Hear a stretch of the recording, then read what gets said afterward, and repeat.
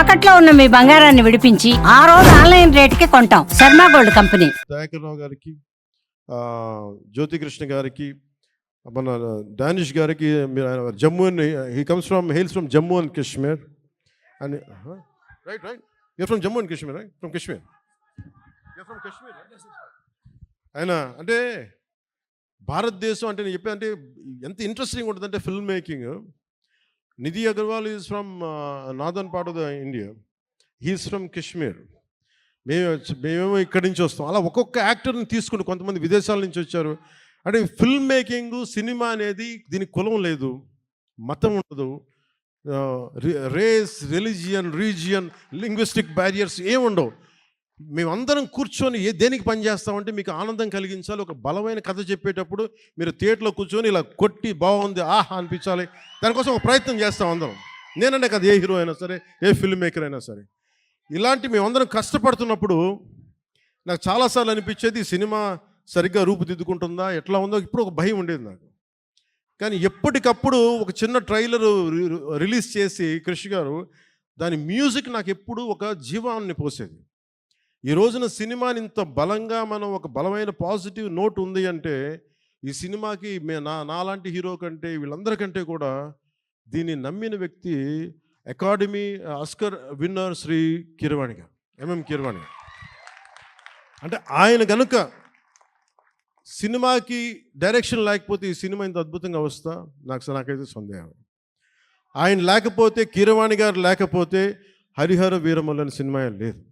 మేము ఎంత గొప్ప కథ చేసినప్పటికీ, మేము ఎంత బాగా నేను యాక్ట్ చేసినప్పటికీ దాన్ని ఆ ఎమోషన్స్ని సరిసమానంగా దాన్ని ముందుకు తీసుకెళ్ళగలిగే నేపథ్య సంగీతం కానీ సాంగ్స్ కానీ లేకపోతే అది దానికి ఆ శక్తి సరిపోదు.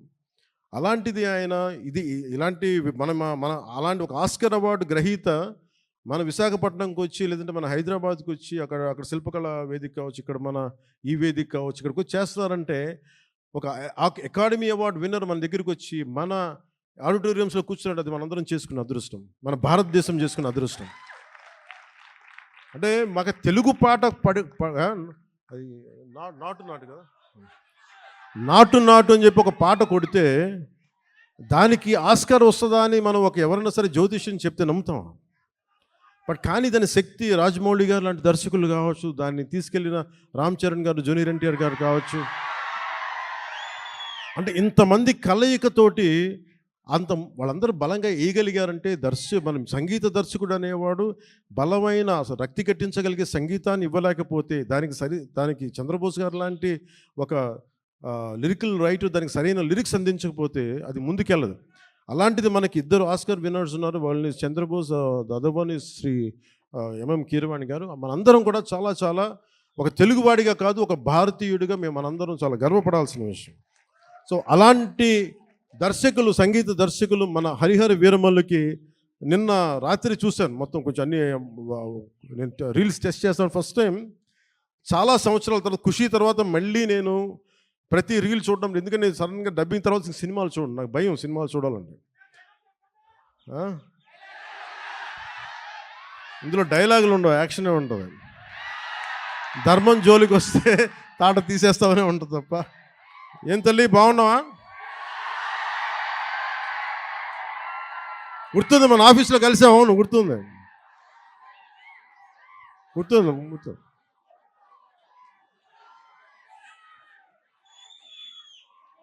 మాట్లాడదాం. ఈతమాను ఇల్లు కాదు, తాటిమాను తావు కాదు, తగిలినోడు మొగుడు కాదు, తగరము బంగారు కాదు. అంటే ఇది మన ఉత్తరాంధ్రాదికి చాలా దగ్గరగా ఉంటుంది. అందుకే నా చేత పాడించారు అనుకుంటా బహుశా కీరవాణి గారు. ఇలాంటి మన కీరవాణి గారు నేను చాలా సంవత్సరాల తర్వాత, ఖుషి తర్వాత, బాబు నువ్వు ఒక్కడే ఎక్కువ డిస్టర్బ్ చేస్తున్నావు, ఆగమ్మ ఒక్క నిమిషం చాలు, చాలు ఓకే చాలు. చాలా సంవత్సరాల తర్వాత, ఖుషి తర్వాత ఈ సన్నివేశం, ఇది రెండు భాగాల సినిమా అయింది.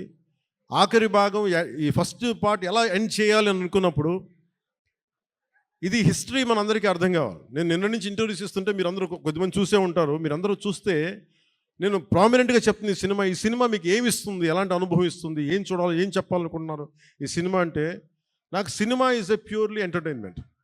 నేను డబ్బులు తీసుకొని సినిమాకి వెళ్తే నాకు ఎంటర్టైన్ చేయాలి. నేనే నమ్ముతానంటే నా సినిమాని ఎడ్యుటైన్ చేయాలి అనుకుంటాను. ఎడ్యుటేషన్ అంటే దాన్ని మనల్ని ఎడ్యుకేట్ చేయాలి, మనల్ని ఎంటర్టైన్ కూడా చేయాలి. నేను అలాంటి సినిమాలు ఇష్టపడతాను. సో నా సినిమాలు ఎంతో కొంత ఒక నాకున్న ఆలోచన ప్రాసెస్ని బెటర్ చేయాలి. అలాంటి పరిస్థితుల్లో నాకు కృషి గారు చెప్పిన కథ ఏంటంటే, మన కృష్ణానది తీరంలో